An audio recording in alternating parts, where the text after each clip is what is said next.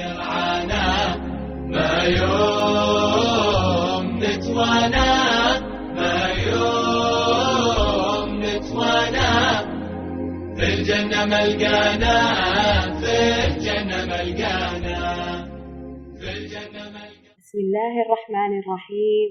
الحمد لله رب العالمين وبه أستعين وأصلي وأسلم على رسوله الأمين سيدنا محمد وعلى آله وصحبه أجمعين. السلام عليكم ورحمة الله وبركاته. حياكم الله وبياكم في برنامجكم الأسبوعي حكاوي بنات.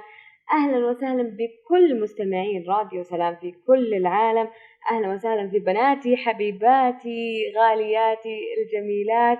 عشت معاكم أفضل شهرين خلال هذا البرنامج وخلال موسم حكاوي بنات الأول.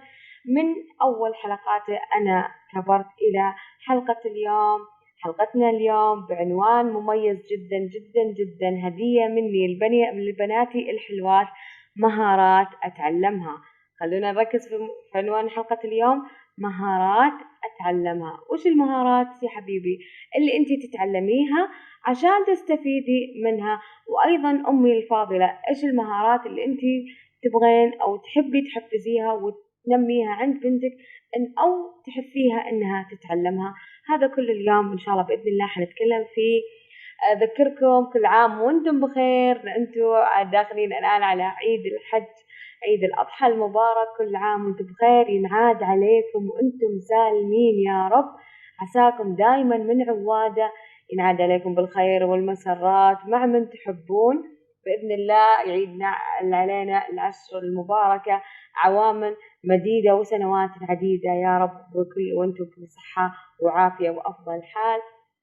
نحن في عشر مباركة من أفضل الأيام على وجه الأرض. سبحان الله، يعني من أجمل فعلا الأيام. الأجور فيها مضاعفة، الأعمال فيها مضاعفة، الأقوال، الذكر، هذا من أفضل أيام الله سبحانه وتعالى. يعني وعندنا يوم عرفة عن كل يكفر لك كل السنة السابقة عن كامل. يعني تخيل إنه تكفر لك سنة كاملة، اللي قبل واللي بعد. يعني سبحان الله، بس إذا صمتي عرفة يعني شيء عظيم عظيم عظيم جدا. وهذه يعني هذا اليوم ينزل فيه الله سبحانه وتعالى نزولا يليق بجلاله إلى سماء الدنيا في يوم عرفة، يتباهى بعباده سبحان الله. فيعني يوم عظيم جدا، مشاعر مختلطة جميلة. كيف الحجاج، يعني شيء جميل جميل جميل جميل جدا جدا جدا. يا رب كلنا نعيش بكل تفاصيله في كل سنة ونستمتع في هذه الشعيرة العظيمة اللي هي شعيرة الحج، وهذه الأيام العظيمة اللي هي العشر من ذي الحجة المباركة. نسأل الله سبحانه وتعالى أن يتقبل منا الأعمال والأقوال وأن يجعل في ميزان حسناتنا يوم الدين، وأن يجعل منزلتنا في عليين بإذن الله، وأن نكون كلنا من أهل فردوسه الأعلى بإذن الله. وكل مستمعين الكرام بإذن واحد أحد. صراحة مشاعر كبيرة، مشاعر جميلة. أنا مبسوطة جدا خلال هذه الشهرين الإنجاز اللي حصل في البرنامج، مع التفاعل مع البنات، التفاعل مع الأهالي، مع الأمهات والأباء وكل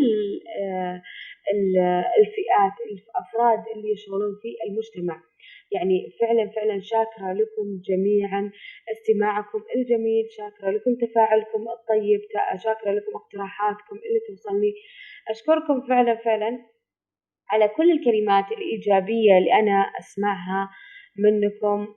شكرا جزيلا على كل اللي تقدموه. وإن شاء الله بإذن الله فعلا أكون قدمت شيء يساهم في لرفعة البنت اللي هي الفتاة الإريترية المسلمة، بنتي حبيبتي، وإنها كيف ترتقي بنفسها للأفضل بإذن الله. واليوم حنكمل مع بعض اللي هو آخر يوم إن شاء الله، اليوم في حلقة الموسم الأول اللي هي مهارات أتعلمها. إيش المهارات اللي أنت ممكن تزيد من إنتاجيتك؟ وأيضا أمي العزيزة، إيش المهارات اللي أنت تحبي أنك تنميها عند بنتك؟ اليوم حنتكلم عنها. المجتمع الفاضل لما كان المراهقين جهزوا لهم هذه البيئة، تبي تنصحه بمهارة معينة أو إنه يتعلم حاجة معينة حتى تصبح سلوك، هيئ له هذا الشيء، يعني هيئ المهارة هذه، سواء بمكان، سواء ممكن تهدي له كتاب، ممكن تهدي له مقطع صوتي، ممكن تعطيه بشكل اقتراح يستفيد منها، تستفيد منها البنت العسل، يستفيد منها الولد، بحيث إنه يقدر فعلا يطور من نفسه. تعطيه يعني زي اللي كأنك ترسم له أو تهديه، شفتوا خريطة الكنز ويروح يبحث عن الكنز بالضبط، تتعامل معاه بهالطريقة، كأنك تهديه خريطة كنز بحيث إنه يروح يبحث عن هذه المهارة ككنز يكتسبه، وفعلا يعتز إنه هو اكتسب هذه المهارة، وهذا جدا جدا جدا مهم ولازم ننتبه له كمجتمع محيط. وهذا الفئة الغالية على قلوبنا جدا يعني لهم أثر فيما بعد، هم المستقبل، فأنت لازم تكون فعلا لك بصمتك ولك أثرك ولك أيضا حضورك فيهم، وين حضورك، وين أثرك عليهم. فلازم أخي الفاضل، أختي الفاضلة، أنك يكون لك أثر مع هذه الفئة الجميلة من بناتنا وأولادنا، وكيف يتعاملون، سهلي لهم المعلومات، وصلي لهم بسلاسة. صدقوني هم ترى سهلين، مش صعبين أبدا زي ما هو معتقد، أو مثلا زي ما هو منتشر عنهم، أو يعني ترى هذه السلوكيات اللي أنتم تشوفوها ترى عبارة عن مشاعر، عن أحاسيس هم يحسونها، ممكن يتقلب، ممكن كذا، لكن صدقوني هو لسه في مرحلة إيش، إنه يعني يتطور على أساس إنه ينضج. فأنت ساعديه بشكل سلس، ليش تعقدوا لهم المسائل؟ ليش تعطونهم أكبر من حجمهم وهو ما هو قادر يستوعب الشيء اللي أنت تقوله أو الشيء اللي أنت تفرضوا عليه؟ لا تفرضون عليهم أشياء قاسية، يعني حاولوا أنكم دائما فعلا تساندونهم، تكونوا الدعم الأكبر لهم في كل شيء. أتمنى التوفيق للجميع، أتمنى التوفيق لبناتي حبيباتي، الله يسعدكم، وأشوفكم في أحسن المرات، وأشوفكم أحسن الناس إن شاء الله، وأمهات جميلات وأخوات أجمل وبنات أحلى وأحلى وأحلى. طيب الآن نبدأ مع الأمهات العزيزات في مهارات أنا أحب إنه بنتي تتعلمها. إيش ممكن أستاذتي الفاضلة إن بنتي مثلا المهارة اللي تتعلمها؟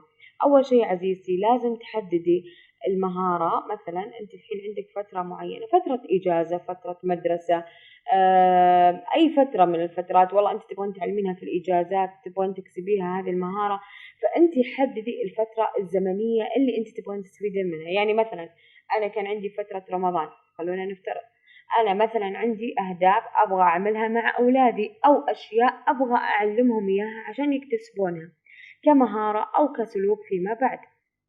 طيب إيش أحدد؟ أحدد أول شيء المهارات اللي أنا أبغى أعلمهم إياها، تكتبيها في ورقة، تمام، سجليها، سجلتيها، تمام، وصلنا للنقطة الأولى. النقطة الثانية طريقة تطبيقها، كيف أنا أطبقها؟ هاي تناسب مع كل أولادي بمراحلهم العمرية باختلافهم، تناسب ولا ما تناسب؟ اللي ما تناسب ممكن تحطيها مهارة ثانية تكسبيها تعلميها، تمام. أوكي، اللي تناسبهم خلاص، كيف الآلية اللي أنت حتشتغلين عليها؟ هل مثلا هو يعملها على طول مباشرة، ولا لا حتخليه مثلا المرة الأولى يشوفك، يعني خاصة إذا كان مثلا تعليمي، يعني شيء تعليمي تعمله، أوكي، هل مثلا لا بتخليه يشوفك الأول كيف تعمليه، بعدين المرة الثانية هو يعمل الشيء هذا قدامك بإشرافك، المرة الثالثة تخليه هو يعتمد على نفسه ويعملها. أنت لك حرية الاختيار. ممكن أنت لا مثلا تبغيني يختار هو شيء معين فترسليه أو ترسليها تختار الشيء باختيارها، تتحمل نتيجة اختيارها، وأنت طبعا تتهمينها في هذا الشيء، بس إنه مثلا ممكن تقدمينها نصائح لو كان اختيارها ما هو صحيح أو غير صائب، تمام، لكن هي الآن اختارت، هي تتحمل اللي هو التصرف أو مثلا الاختيار اللي اختارته في أي أمر كان، تمام، في أي حاجة كانت.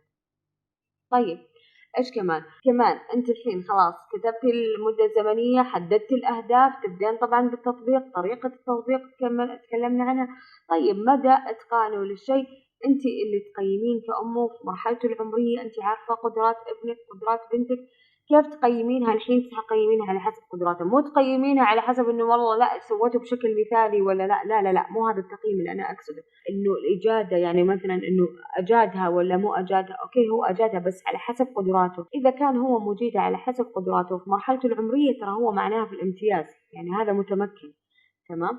إذا لا والله حسيتي إنه اجتازها بس نوعا ما مثلا لا ما زال يحتاج إشراف، ما زال مثلا لا مو حريص وكذا، لكن هو مثلا في مرحلته العمرية يقدر ينجز أكثر، معناها إنه حتحرصي إنك تبي المهارة أكثر، إنه يعملها أكثر من مرة بحيث إنها تثبت عنده المعلومة أو تثبت عنده طريقة الأداء المتميز بحيث إنه يوصل للامتياز. أوكي. طيب النقطة اللي بعدها، خلاص أنت خلصتي من التقييم، خلصتي من التالي، تبدين الحين تخليه يعتمد على نفسه في فعل الشيء هذا، وتشوفي نتيجة المهارة اللي تعلمها، وبكذا تكوني أنت أكسبتي ابنك أو بنتك مهارة جديدة تعلمها، سواء في أي مجال كان، في أي يعني مهارة، يعني في أي سلوك كان. مثلا في سلوكيات، طيب مثلا أستاذتي هنا ممكن إنها يعني تكون مهارة بعدين تنقلب سلوك، أيوة فيه تكون مهارة بعدين تبدأ بعادة بعدين تصير خلاص سلوك دائم هو يعمله، تقلب زي العادة عنده. طيب مثلا عنده عادات أنا أقدر أقطعها، أيوة تقدرين تقطعينها برضو نفس الشيء بالطريقة هذا. السلوك يبدأ تغيرين السلوك شوي شوي، تعملين يعني زي النظام، شفتوا الإزاحة والإضافة نفس الشيء، يعني أنت تضيفين سلوك وتزيحين سلوك وهكذا. خلاص يعني أنت مثلا في تصرفات تبغى أنت تلغينها، أكيد ما في أم ما تبغى مثلا ابنها يتحسن في الشيء هذا، يترك الشيء هذا، ما في أم ما تحب هذا الشيء، كلنا ده الشيء. بس إذا ابنك كان على صواب، أنت ذاك اللي تشوفيه غلط، هنا معلش قفي مع نفسك وقفة وشوفي إذا ما يغضب الله سبحانه وتعالى ولا يغضب رسوله، ولا إنه يعني في الدين محرم ولا منهي عنه، يعني في ديننا نحن الإسلامي، معناها تخلي ابنك مثل ما هو عليه، مو تغيرينه عشان ما جاء على هواك أنت، أو ما جاء على مزاجك أنت، أو ما لا والله ما عجبك. لا يا ماما مو على كيفك أبدا، هو له شخصيته، هو له اهتماماته، له انتماءه، لها انتماءه اللي مثلا يحب مجال معين، فخليه سيبيه يبحر في مجاله، لا تعقديه ولا تكسري مجاديفه، لا سيبيه. انت ممكن توجهيه لو حصل خطأ لا سمح الله، لو مثلا حسيتي انه ممكن يتصرف تصرف خاطئ او الى اخره، اللي هي نفس الميول ونفس الفكرة انه ممكن يتوجه للطريق الغير صحيح، هنا يبدأ طبعا توجيه الأم والأب وإعادته طبعا للطريق القويم أو الطريق الصحيح اللي فعلا يكون في ديننا أو في شريعتنا الإسلامية، كأم وأب أيضا في العرف العام، يعني مثلا ما يكون مخالف، ما يكون هذه الأشياء اللي هي دائما يحرصوا عليها الناس. لكن أنت خليكي متميزة بأولادك، يعني خليكي قريبة منهم، أعطيهم المجال في الإبداع، وجهي تصرفاتهم من البداية في انطباعات اللي يحبونها، الاهتمامات اللي يهتمون فيها. في ناس تقولك أنا والله حاولت مع ابني وزي كذا مع كذا طلع حاجة ثانية هذه سبحان الله فروقات فردية، فروقات فردية، يعني أنت ما تقدري تجبري أحد، يعني مثلا الكبير مو زي الصغير، الوسط مو زي اللي بعده، وهكذا كلهم مختلفين وكلهم لهم صفات وكلهم لهم مميزات، فسيبيهم زي ما هم، اقبليهم زي ما هم، مو تيجي تقولي له والله انت شبه ابوك، انت شبه عمتك، انت شبه مش عارفه مين، خلاص هو شبههم، طب انت ليش زعلانه؟ اوكي يعني ايش يعني الشيء الشاذ في الموضوع، سواء أنا اشبه فلان ولا علان، ايش فيها اذا شبهت امي ولا ابوي ولا ليه انت زعلانه؟ تمام، ايش وجه الخطأ في الموضوع؟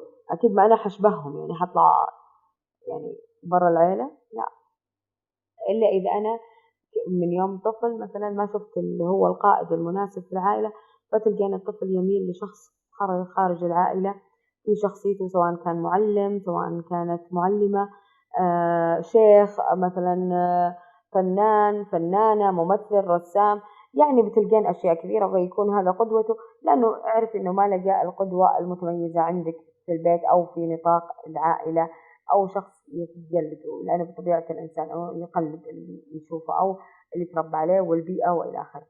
فهنا المؤثرات الخارجية مهمة جدا.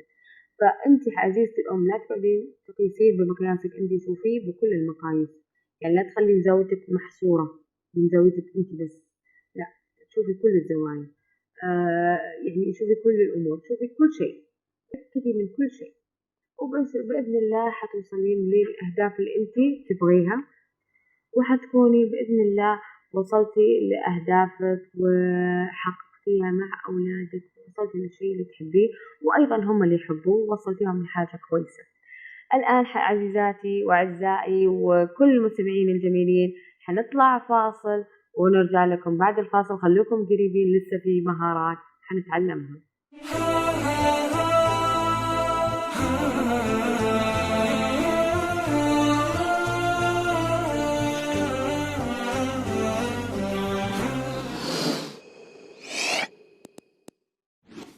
بسم الله الرحمن الرحيم. السلام عليكم ورحمة الله وبركاته.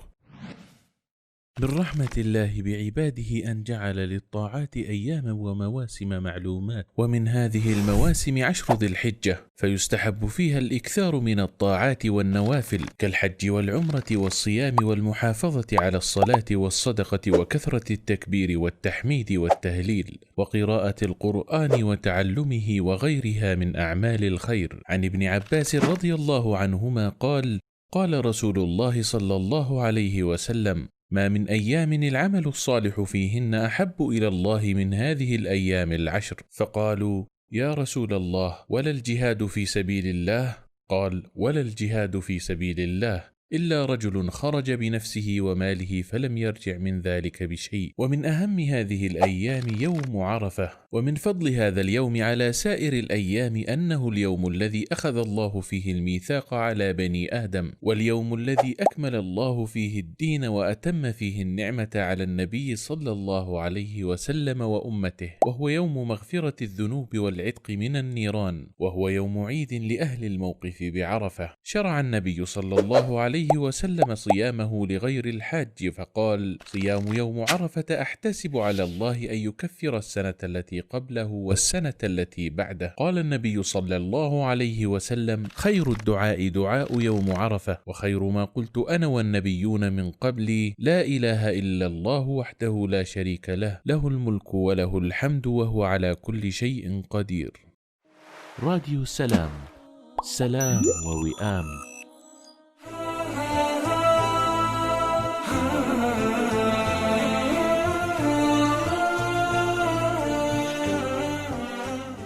أهلا وسهلا بكم، عدنا لكم من جديد بعد الفاصل الجميل في حكاوي بنات، برنامجكم الأسبوعي.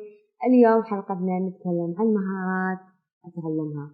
طيب، من ضمن المهارات اللي تتعلميها عزيزتي الأم، مثلا وش الأشياء المهمة اللي ودك فعلا ابنك يتعلمها أو بنتك تتعلمها؟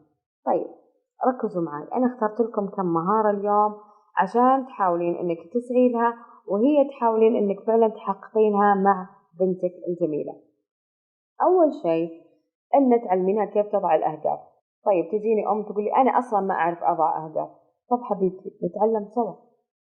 أنت حتى لو ما تعرفين تضعين أهداف، اتعلم إنك أنت تضعين الأهداف مع أولادك مع بناتك، عادي ابدي معاهم، ليش لا؟ ترى مجال التعليم والتعلم ما يخلص، يعني هذا إلى الممات سبحان الله. يعني هذا بحر نغرف منه، كل ما نغرف منه، ومع كذا ما راح نوصل لكل العلم. مع كذا يعني الإنسان ما تعلم إلا قليل، ومع كل هذا العلوم وكل التطور تخيلوا ما تعلمنا إلا قليل وما عرفنا إلا قليل.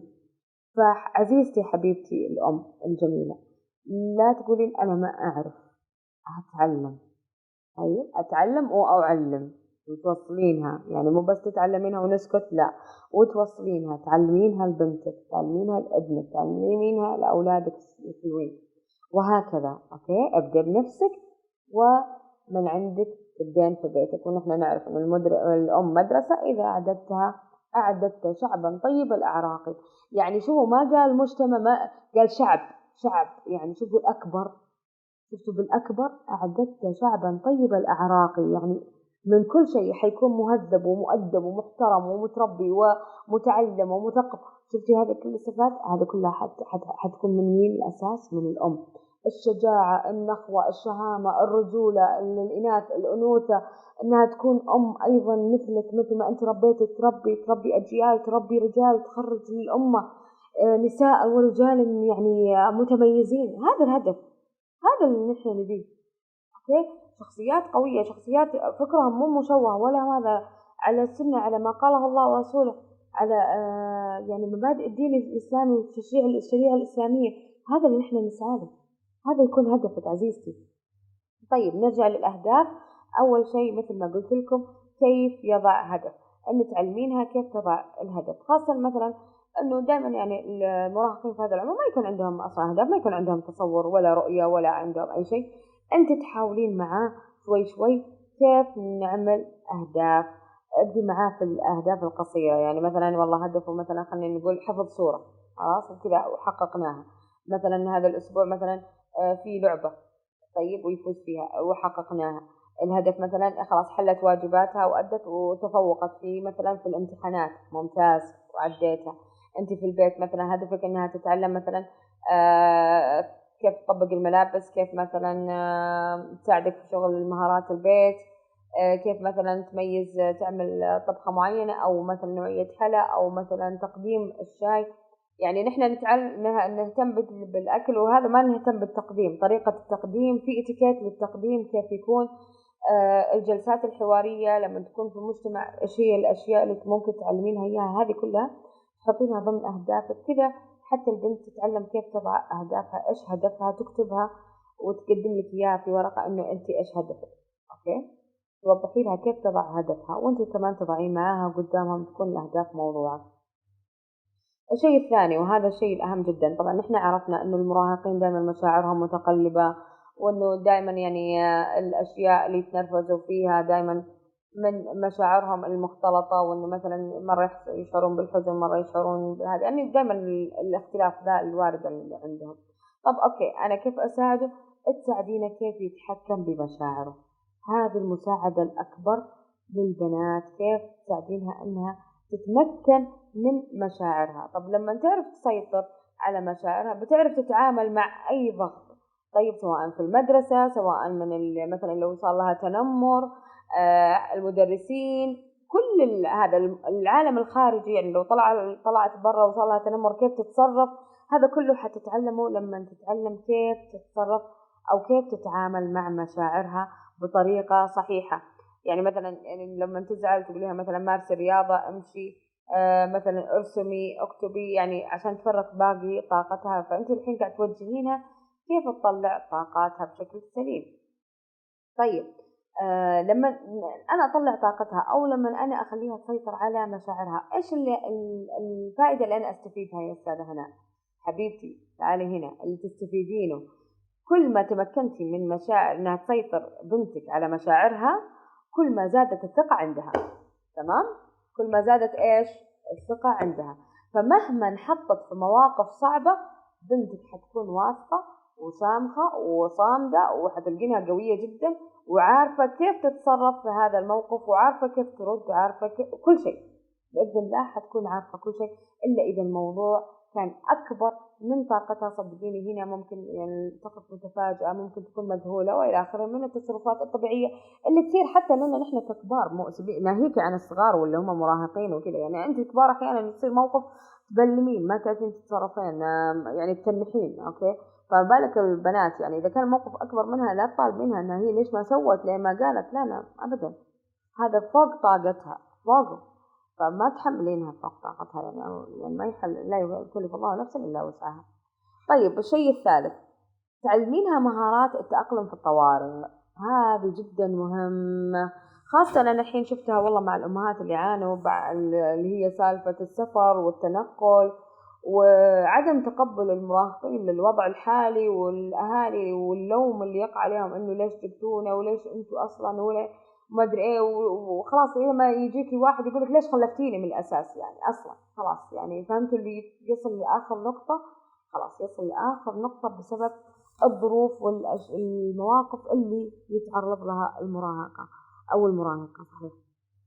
طيب أنا كيف يعني كيف أساعدها؟ حبيبتي تعالي هنا، كيف تخلينها تتأقلم مع الطوارئ مع أي أمور بسيطة. نبدأ بالأشياء الاحتياطات البسيطة. تذكرون نحن كان ونحن صغار في برنامج ينعرض اسمه سلامتك، ما أدري من متابعيني من يعني اللي يتذكر هذا البرنامج، لكن كان في ونحن أطفال كان في البرنامج هذا وسائل السلامة، إيش الأشياء اللي ممكن ما نعملها والأشياء اللي نعملها، يعني كان تحفيز على الوقاية والمحافظة على سلامتك وسلامة أطفالك وسلامة بيئتك وأهل بيتك بشكل عام. فهنا أنت تعلمينها نفس الوسائل هذه، يعني مثلا ما تمسك كهرباء ويدها مبلولة، كيف تتعامل مع الحريق، كيف تتعامل مثلا لو في مثلا ماس كهربائي بإيش تمسكه. يعني هذه الأمور كلها تعلميها إياها بحيث أنها تستفيد في هذه الطوارئ. ما تدرين يعني سبحان الله ممكن تتركينها أو تكون في مدرسة أو كذا، فكيف تتصرف في هذه الحوادث الكبيرة. لو كان في تسريب غاز لا سمح الله، أنت مثلا تركتينها الطبخة وبتها طفيها ونسيتي، طب لو انكب وطفى النار بس الغاز لسه شغال، طب في هذه الحالة أنا كيف أتصرف؟ هذه الأمور كلها تحاولين تعلمينها. أرقام الطوارئ تحفظين عيالك أرقام الطوارئ إيش هي، بحيث إنه ممكن لا سمح الله يصير شيء وهو في مكان ما، خلاص هو عارف إيش الأرقام الطوارئ اللي يتواصل فيها معاه. هذه من المهارات المهمة اللي تعلميها في الطوارئ. أيضا عندك طبعا الإسعافات الأولية اللي هي تطهير الجروح، الأشياء هذه ممكن إنه إيش تسوي لو مثلا حصلت، يعني كان كل ما كان أكبر كل ما تعلميه أشياء أكثر، تمام، خاصة في الإسعافات الأولية. هذه جدا مفيدة جدا جميلة. حتى مع أصحابهم لو حصل أي طارئ تلقين خلاص ابنك مثلا متمكن وبنتك متمكنة من الإسعافات الأولية، بس بمجرد أنك ثقفتيها في هذا المجال. طيب وأيضا من الطوارئ يعني مثلا زي ما قلت لكم الانتقال، هنا تقبل الظروف، تعلمينها كيف تتقبل، تمام، تعلمينها كيف هذا، بس لازم الأم أصلا تتقبل. هنا دورك أنت كأم، أنت متقبلة الوضع صدقيني حينعكس عليهم تماما. أما أنت بنفسك أصلا كارهة الوضع اللي أنت فيه، شيء طبيعي أن هذا ينتقل لهم، يحسون فيكي. يعني نبعد عن هذا الشيء. شاركيهم في إدارة الأسرة، يعني خليهم دائما بناتك يعني يدخلوا معاكي في الأمور حقت الأسرة والأشياء المعيشية. هذا تعلمهم مهارات كثيرة جدا جدا جدا في التعامل في كل شيء. أيضا لما تعطينه مثلا مبلغ من المال كيف تتصرف فيه، إيش الأشياء اللي ممكن تنصحينها منها. إذا أنت كنت من النوع اللي يعطي أولادك فلوس، توقفي عن إعطاء الفلوس، خليه يعرف أن أنت تتعبين عشان يجي هذا الفلوس، أن أبوه يتعب عشان يجي هذا الفلوس، مو يروح يصرفها بالسهل، فيكون الأمر مستصاغ عنده وسهل جدا في الصرف. شجعيها دائما على العادات الأكل الصحية، يعني دائما الآن هي البنت كبرت فلازم تعوديها على الأكل الصحي، على مثلا شرب الماء، إنه عشان بشرتك، عشان شعرك، عشان أظافرك وإلى آخره من هذه الأمور. طيب صحتك أنت عشان بعد شوية ممكن يجيك شيء وإلى آخره، تمام. طبعا لأنه الآن في هذا السن ممكن يجيها أنيميا، ممكن يكون في نقص في فيتامين د، ممكن ينقص في الكالسيوم. هذه الأمور كلها تأثر على صحتها. يعني لو شفتي أنت ضمور وخمول في البنت فممكن أنها تكوني عندها نقص فيتامين وأنت تجبرينها على شيء وهي فعلا تكون ما هي قادرة تعمل لك إياه أو تساعدك حتى في البيت. فهنا الأفضل أنك تروحين تعمليها تحاليل وتشوفين إيش سبب الخلل أو سبب الضعف اللي في بنتك بشكل عام، لا تكون يعني مشكلة طبية وأنت ما تعرفين. طيب أيضا تعلمينهم أنه كيف يستفيد وكيف يعمل العادات الصحية، هذه قلناها. أيضا عندك علميه قاعدة مهمة: من أفسد الشيء يصلحه. يعني مثلا نحن من يوم نحن أطفال نعلم، أو مثلا أنا كأم أعلم أطفالي ما هم صغار أنه مثلا لما يكبوا الألعاب يرجعوا يلموها، خلاص فهو يعرف أنه هذه مسؤوليته، أنا اللي لعبت هذا الشيء أنا المسؤولة أني أنا أرجعه مكانه، ما أسيبه زي ما هو على الأرض، تمام. فهذا شيء جدا جدا مهم. مثلا حصل هذه مهارة لازم أنت كأم تتعلمينها أصلا: توقفي عن الإسراع لنجدة الطفل. يعني هذا منهم صغار. طب لما تكون بنتي نفس الشيء، مو أول ما تقول ماما تقعدين تطيرين، ما قلبك يطير يتعلق، لا، أحيانا هذا خلاص هو يكون معتمد عليك، فكل شوي ماما حتسمعي هذا الصوت، فعادي يعني. أوكي، شوفي أنت اللي يبغى حاجة يجي لين عندك ويكلمك. أوكي، ما يقعد واحد ينادي كذا نداء إلا في حالة إيش الريسكيو، اللي أنت مثلا هو واقع في مشكلة ويبغاكي تساعديه، بس في هذه الحالة ممكن يناديك هذا النداء. أما غير كذا لا، خليه هو يتحمل مسؤولياته ويتحمل مسؤولية تصرفاته بنفسه، بنتك ولدك الاثنين. اوكي، دربي على حل مشاكلها. يعني عندها مثلا مشاكل، لما تيجي تعرض لك مشكله قولها طب انت ايش رايك؟ طب انت لو انت مكان ايش كان سويتي؟ خليها تدور الحلول، خليها تشغل مخها، عرفتي؟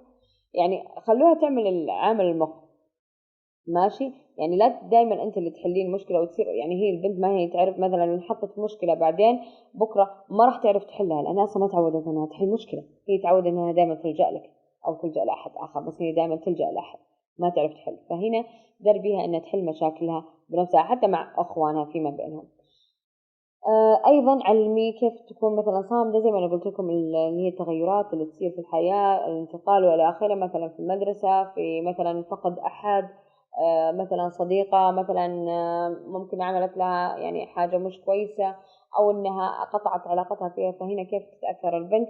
هذه الامور تكون احيانا صادمه في سن المراهقه وزي كذا، ممكن احنا كامهات ما نستوعبها كثير، لكن صدقوني تحصل. يعني انتم كيف كأم، كيف لما كنت في الإعدادية أو في المتوسطة كيف كانت الأمر عليك لما يجي أحد يزعلك، أو كيف ردة فعلك لما صاحبتك مثلا ما تعلمك، وهذه الأمور كيف كانت، كيف كان أثرها على نفسك. أيضا صدقيني نفس الموضوع لسه أثره على البنت، غير إذا كان في تنمر عليها في المدرسة، فلازم تنتبهين عزيزة الأم في هذا الموضوع.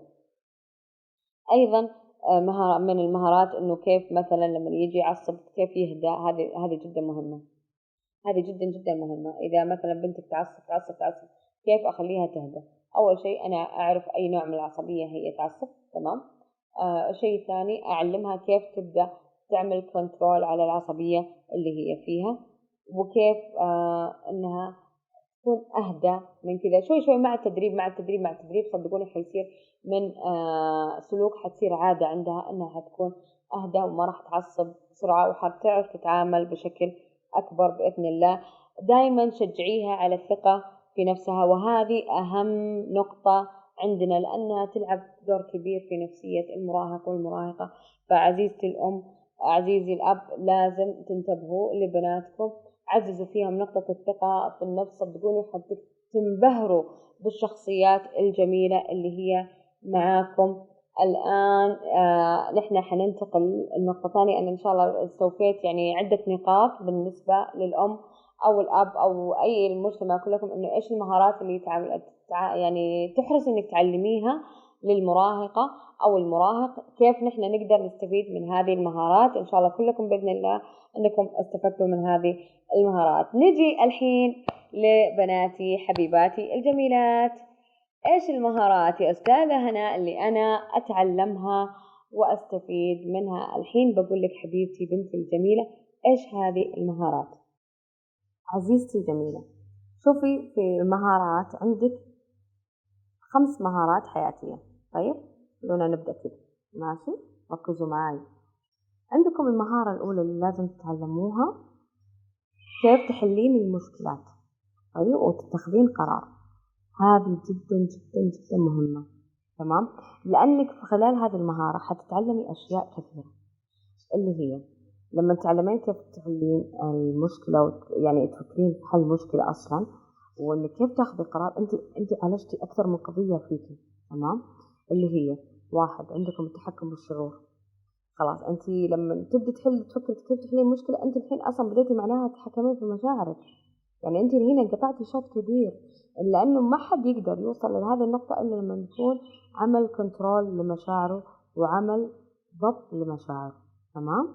يعني كل ما قدرتي أنت تتحكمين بشعورك وأحاسيسك الداخلية، كل ما أنت قدرتي تحلين أي مشكلة تواجهينها، ماشي؟ تمام؟ يعني كل ما زاد ده كل ما زاد ده، علاقة طردية، تمام؟ خلينا نبدأ برياضيات. قربت المدارس يا بنات، استعدوا. المهم خلونا في المهم هذا تزعلون. عندكم التحكم زي ما قلت لكم بالشعور والداخل والأحاسيس، طبعا حينعكس طبعا هذا بالسلوك والفعل. خلاص الحين أنت يكون عندك حتى لما تيجي تحلين المشكلة حتكون عندك القدرة الواضحة، يكون ذهنك صافي في إنك كيف تاخذين قرار في هالموضوع، تمام؟ كيف حتتخذين قرار؟ لأنك خلاص الحين عرفتي المشكلة، حتحاولي تحليها، أنت عملتي كنترول لمشاعرك وكل حاجة، حتعرفي تتخذي قرار صائب لأنك أوريدي أنت عملتي كنترول لمشاعرك، عملتي ضبط لمشاعرك، عملتي هذا. فخلاص هنا حيكون أثناء اتخاذ القرار حقك يعني تقريبا حيكون إن شاء الله بإذن الله قرار صائب. تمام، خلونا نقول كذا، حيكون قرار صائب. فأنت بالتالي لما تاخذي قرار صائب وتنجحين، إيش يكون أنت في قرار ذاتك؟ إيش تتوقعون؟ فكروا.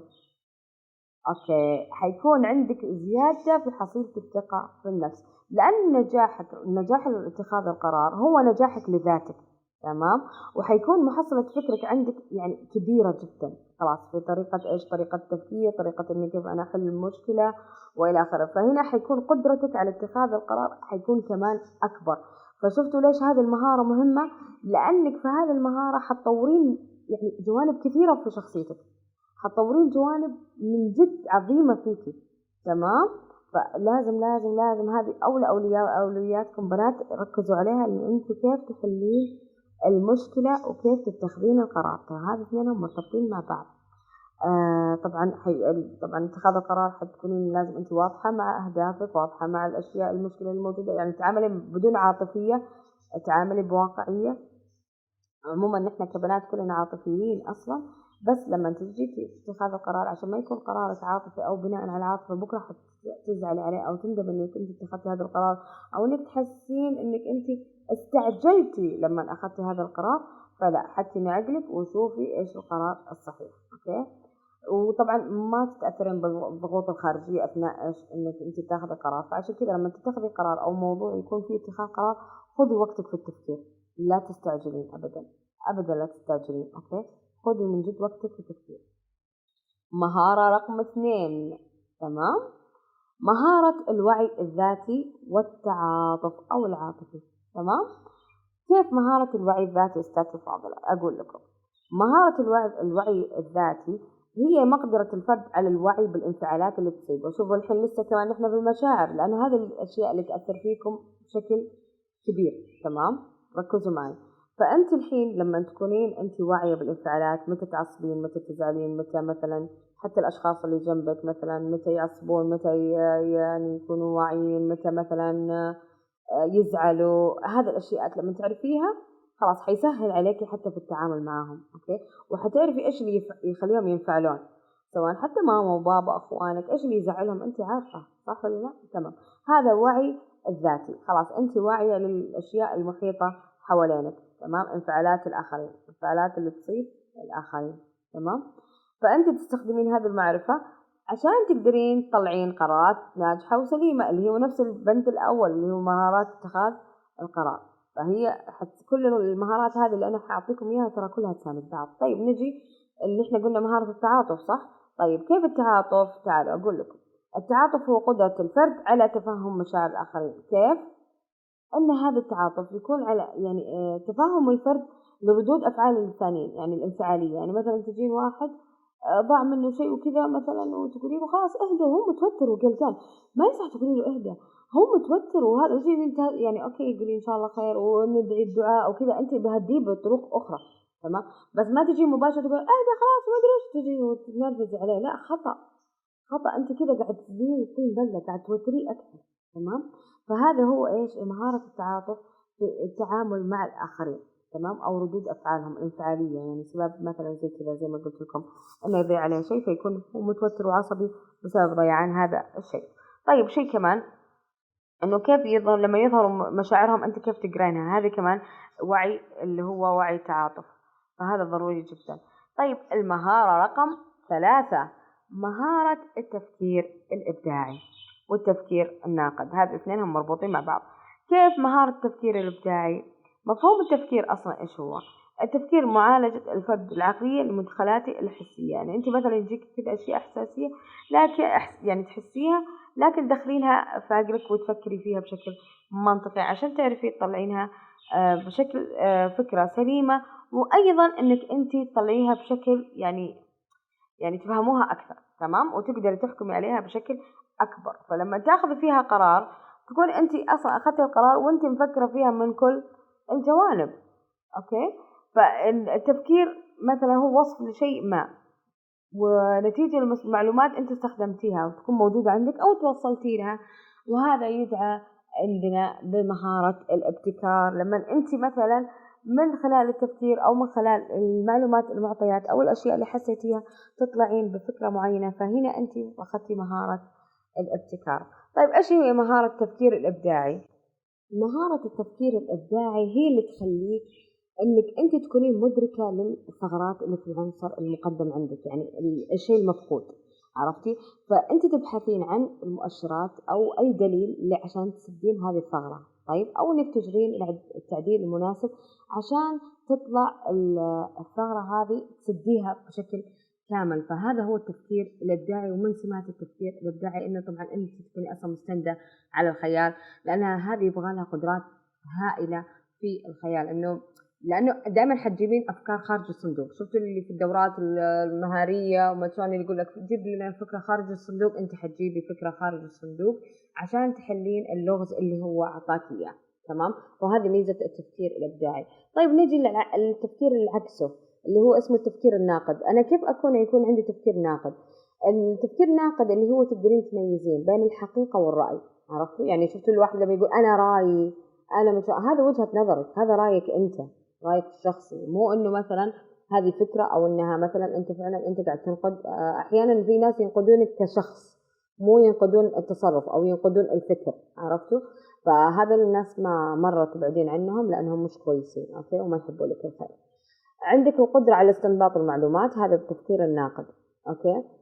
وتعرفين التناقضات المنطقية وكيف يعني هذه تكون قدرات، عرفتوا؟ فأنت كل ما نميتي قدراتك في الشيء هذا كل ما كانت مهارتك أعلى فيه.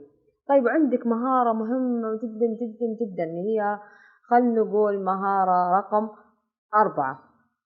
طبعا نحن خلونا نراجع المهارات بعدين خلنا نقولها الحين. مهارة رقم 4 عندنا مهارة إدارة الانفعالات ومواجهة الضغوط. هذه مهارة مهمة مهمة مهمة مهمة يا بنات، زي أهمية المهارات اللي قبل. فأنت لما تكونين عارفة أنك زي ما قلنا تكتبي مشاعرك وتكظمي غيظك، خاصة لما تكوني معصبة من أحد، عرفتوا؟ فلما تكونين أنت عندك كنترول تقدر تضبطين مشاعرك وكذا، يعني بتكونين قوية صدقوني، وثقتكم في نفسكم عالية وقوية جدا، يعني على قولتهم بتصيرين زي جبل ما يهزك ريح، ومهما اللي قدامك تتكلم دي ما راح يكون لها أي أثر أصلا، عرفتوا؟ يعني كأنها تحكي مع نفسها. فأنا أفضل هذا الشيء. وتعرفون يعني صح إنه أوكي بيكون ضغط نفسي عليكم وإنه مثلا في عوامل كثيرة عليكم كيف، لكن صدقوني أنتم بعدين حتشوفون أريحية هذه المهارة وإيش اللي حتشكلها لك مستقبلا. فركزوا فيها حبيباتي، ومعناها يعني حتضغط عليك يعني سواء بشكل فردي أو جزئي أو أي كان، ممكن تصيرين متوترة ممكن كذا، لكن حاولي إنك أنت ما تضغطي على نفسك الضغط الكبير بحيث إنه يأثر بعدين على صحتك كمان. فانتبهوا لنفسكم، ماشي؟ أيضا عندك مهارة التواصل مع الآخرين. كيف أتواصل مع الآخرين؟ هذه مهارة التفاعل مهمة جدا، أن أنت كيف يعني تتعاملي مع الناس، مع البيت، مع الأسرة، برا الأسرة، الخارج. أنا إيش أتعامل؟ في ناس يعني زي ما أنا قلت لكم خلال الحلقات الماضية، يعني تروح مكان خاص تصير هي والكرسي واحد كذا، بس تناظر، بس تشوفين عيون تتحرك يمين يسار كذا يمين يسار، ما تعرفين هي وش تبغى من الحياة ولا تعرفين وش ردة فعلها أصلا. فيعني حتى اللي قدامها كذا يحتار أصلا بإيش يتكلم وإيش يبدأ وإيش ما يبدأ وكذا، مع إنه مثلا مع صحباتها لا تلقينها تتنطط وتتكلم وتشان كذا، لكن لما تروح أي مجتمع خارج إطار صحباتها تضيع، تمام؟ فهنا لا، أنت لازم يكون لك شخصية مستقلة يا بنات، لازم يكون لك وجود وأثر في كل مكان يعني. فانتبهوا للشيء هذا. خلوا مهارات تواصلك مع الآخرين حلوة، مهارات التفاعل نسميها كمان. وعندكم كمان في ناس يسموا لك مهارات اجتماعية، شوفوا لها كم اسم: مهارات تواصل ومهارات تفاعل ومهارات اجتماعية، تمام؟ مهارات التعامل هذه مع الآخرين كيف تكون عندك الكفاءة الاجتماعية الممتازة، انك انت تتقبلين كل الناس من كل المستويات، اوكي، باختلاف التعليم، اختلاف الشخصيات، اختلاف الاعمار، هذه كلها ترى تأثر طريقة الكلام في الاسلوب كذا، كيف تتماشين معاهم كلهم، كيف تكوني مع الصغير صغير، مع الكبير كبير، كيف مع اللي في عمرك مع اللي اكبر منك وهكذا، ماشي؟ هذه المهارة المهمة. طيب مهارة التواصل مع الآخرين ايش تحتاج؟ صدقوني كل المهارات اللي انا ذكرت لكم اياها تحتاج تدريب عميق جدا، يعني لازم تدربي نفسك كل يوم، تدربي نفسك، تمام؟ حتلقون كتب كثيرة حتساعدك في انك انت تدربي نفسك على هذه المهارات يوميا، إيش تسوين، كيف مثلا الطريقة. كل مرة ركزي على مهارة معينة، مو كل المهارات تاخذينها كلها على قسم ضربة معلم. لا حبيبتي، ابدي مهارة مهارة تعلميها، طوري نفسك حبة حبة. يعني اطلعي الدرج حبة حبة، اطلعي السلم سلمة سلمة. تمام؟ يعني شفتوا لما نعلم الأطفال كيف نخطيهم تاتي تاتي، نفس الشيء. ابدي الحاجة اللي تتعلميها واحدة واحدة. صدقوني اللي يجي بسرعة يروح إيش بسرعة. أنت تقولي خلاص أنا تعلمت المهارات وما شاء الله، صدقوني لمحة يعني في لمح البصر، أو مثلا إنه واحد زعلك ولا طلعك برا المود، حترجع ريما لعادتها القديمة. تمام؟ فلا، سيبوكم من ذا الكلام. دربي نفسك يوميا على مهارة معينة واحدة، وصدقوني حتشوفوا النتيجة بنفسكم، وأستنى ردودكم إن شاء الله. عندكم قناتي على اليوتيوب، تقدرون تردون فيها على قناتي على اليوتيوب إن شاء الله حبيباتي. أستناكم. أي تواصل كذا كمان على قناتي على اليوتيوب إن شاء الله باسمي نفس البرنامج. عندكم كمان إقناع نفسك إنه دائما، يعني طبعا تتفائلين، يعني نحن دائما نربط أيامنا بالتفاؤل والإيجابية وكيف هذا، ودائما أنت ابهجي نفسك، عدلي مزاج نفسك، طوري مهاراتك زي ما أنا قلت. هذه كلها مهارات أنت تكتسبيها بحيث أنك أنت تنجحي في حياتك، توصلي للمهارات اللي أنت تبغيها بشكل سليم وشكل صحيح. أنا طبعا أعطيتكم للبنات 5 مهارات تمشوا عليها، اهتموا فيها، طبقوها، حاولوا أنك أنتم فعلا تسعون لهذه المهارات في حياتكم. صدقوني لها أهمية كبيرة جدا جدا جدا، حتلقون أثرها الكبير عليكم. أتمنى أنه من كل حلقاتي إن شاء الله بإذن الله استفدتوا منها، وأتمنى من حلقة اليوم إنه الحلقة الماضية اللي فيها سلوكيات وهذه المرة اللي فيها مهارات، إنه فعلا إن شاء الله بإذن الله إنكم أنتم تطبقون هذه الأمور اللي تعلمتوها. لا تخلوها تمر عليكم مرور الكرام حبيباتي بناتي. حاولي تطبقي اللي تعلمتيه مهما كان. ابدي بحاجة بسيطة جدا، وشوفوا بكرة إن شاء الله بإذن الله كيف حتكبر معاكي وحتصير حاجة كبيرة كبيرة جدا جدا جدا. صراحة رحلة كانت جميلة معاكم، أنا انبسطت فيكم كثير مرة. شكرا على كل الجمال اللي أضفتوه لي في خلال هذه المسيرة في برنامج حكاوي بنات. جدا سعيدة فيكم حبيباتي، أتمنى أنكم فعلا استفدتوا من البرنامج. أتمنى للجميع بإذن الله السعادة والصحة الدائمة للجميع كلكم، لكل المستمعين الكرام. وشيروا هذه الحلقة مع كل اللي تحبونهم، شاركوا الصفحة مع كل اللي تحبونهم، انشروا الحلقة، خلوكم دائما مثل الدال على خير كفاعله. طبقوا المهارات وطبقوا الأحاديث اللي نحن نتعلمها، بلغوا عني ولو آية، الدال على خير كفاعله. هذه الأمور كلها نحاول نحن نطبقها في حياتنا اليومية بأشياء بسيطة، بذكر بسيط تنشرونه. سبحان الله، ممكن تروحي مجلس بس تقولين سبحان الله وتذكرينهم. فهذا أمور كثير كثير. أشوفكم على خير، استودعتكم ربي، الله يحفظكم وين ما كنتوا. أحبكم كثير، وراكم بإذن الله في برامج جديدة وسلسلة جديدة بإذن واحد الأحد في القريب العاجل. استودعتكم الله مرة أخرى، أراكم بخير. السلام عليكم ورحمة الله وبركاته. اسلك دروب الخير للكون شمس تنير، خلي لك بصمة، خلي لك بصمة ترشد قلوب الغير، ترشد قلوب الغير. الخير مسعانا مسعانا، يرعانا والله يرعانا، نتوانا ما يوم نتوانا، في الجنة ملقانا، في الجنة ملقانا، في الجنة، في الجنة ملقانا، في الجنة ملقانا. الدعوة للأخلاق نهر عذب رقراق، حنا لدعوتنا، حنا لدعوتنا نبذل لها ونشتاق، نبذل لها ونشتاق. والله يرعانا ما يوم نتوانا، ما يوم نتوانا، في الجنة ملقانا، في الجنة ملقانا، في الجنة ملقانا، في الجنة ملقانا. قناتنا جوهد نلقاها في الموعد، بتنور اليوتيوب، بتنور اليوتيوب، من جنيها نحصد، من جنيها نحصد. والله يرعانا، والله